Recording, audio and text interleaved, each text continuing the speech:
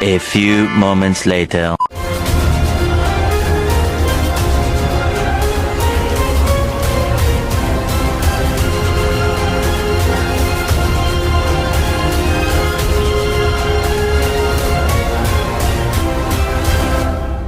Ini permasalahan kita dari guru honorer. Assalamualaikum warahmatullahi wabarakatuh. Saya Lira Firna dari Program Studi Pendidikan Sejarah Mata Kuliah Landasan Pendidikan dengan dosen pengampu Ibu Wilasari Aryan MPD. Seolah-olah guru itu diagungkan sebagai pendidik, profesi yang mulia itu. Tapi dia direndahkan di dalam kedudukan dia sebagai pendidik justru.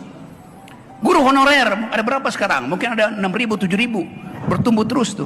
Justru guru honorer ini yang mesti dikasih gaji lebih besar karena statusnya honorer, supaya dia nggak kabur cari honorer yang lain lagi kan. Itu logikanya begitu. Di kita ada perintah konstitusi, cerdaskan kehidupan bangsa, pelihara fakir miskin. Konsekuensinya apa? State spending, mandatory spending itu harus diberikan lebih dahulu pada dua institusi ini, pendidikan dan kesehatan. Artinya pendidikan 25% dikeluarkan dari APBN, di keep, jangan dipakai itu.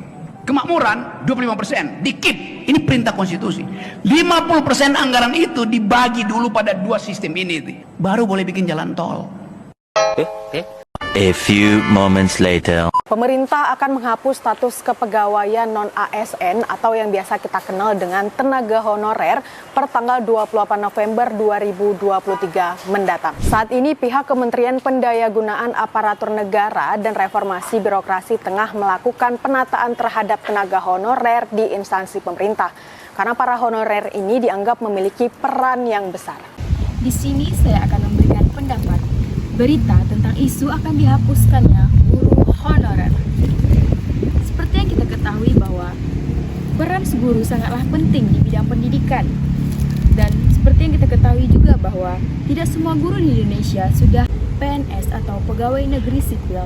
Apalagi di daerah-daerah pelosok atau terpencil, masih banyak guru-guru yang honorer.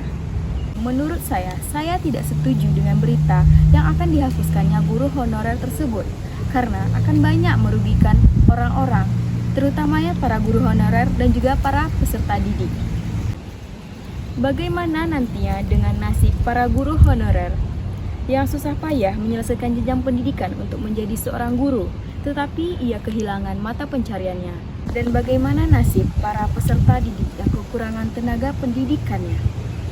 Justru itu berdampak buruk bagi para siswa-siswi yang kekurangan pengajar dan akan ketinggalan banyak materi-materi pembelajaran. Kita mengira dengan P3K ini akan menjadi solusi, ternyata tidak juga. Di daerah itu panjang sekali, Bu. Sudah dilumuskan lulus, lalu ada SK, habis ada SK ada pelantikan, habis ada pelantikan ada formasi, habis ada formasi nggak tahu kapan gajinya. Ini apa perencanaan kita semacam ini? Apa yang terjadi sebetulnya dengan negeri kita ini? Kenapa persoalan-persoalan teknis seperti ini harus dilakukan oleh aparatur birokrasi negara kita yang puluhan tahun? Kita sudah merdeka berapa puluh tahun, masih begini saja birokrasi kita. Apa kinerja kita? Bagaimana ini?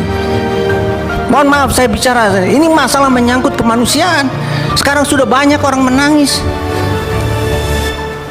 karena ketidakjelasannya. Saya terharu, guru-guru kita itu sabar sekali. Mereka tidak protes, tidak melakukan gugatan hukum. Mereka menunggu saja, ya gimana baiknya. Kami nggak apa-apa. Saya dari tempat ke tempat, saya ketemu guru-guru.